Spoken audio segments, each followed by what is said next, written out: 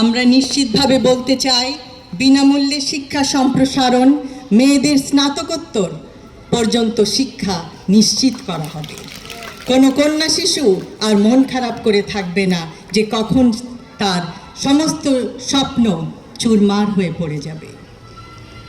আজ চিন্তা হচ্ছে সেই কর্মজীবী মহিলার কথা এবং কলেজ ইউনিভার্সিটির সেই ছাত্রীর কথা যাকে প্রতিক্ষণ শিকার হতে হয় অস্বস্তিকর অন্যায় ব্যবহারে, যে স্বস্তিতে যাতায়াত করতে পারে না।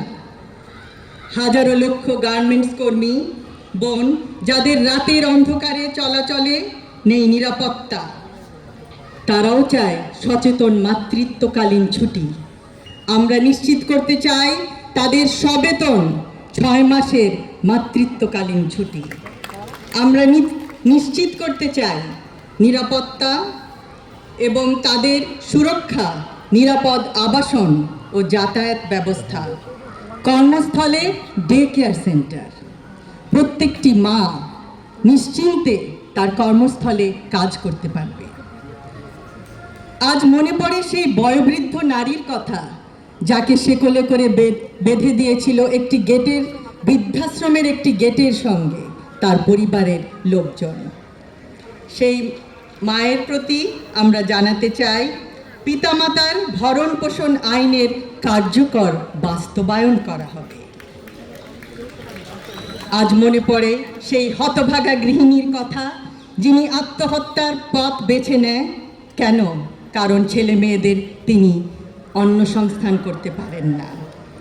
আমরা নারী সাপোর্ট সেল গড়ে তুলব, উদ্যোক্তা নারীদের আর্থিক ও দক্ষতা সহায়তা প্রদান করব, আনুষ্ঠানিক অর্থনৈতিক খাতে নারী কর্মস্থান বৃদ্ধি করা হবে।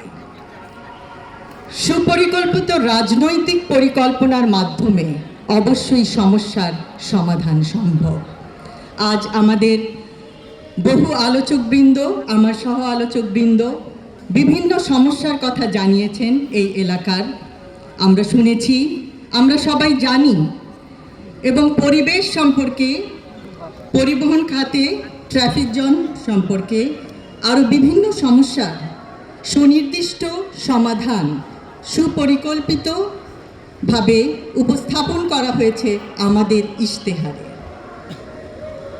আমরা পরিশেষে এই আয়োজক কমিটির প্রত্যেকটি সদস্যকে জানাই আন্তরিক ধন্যবাদ।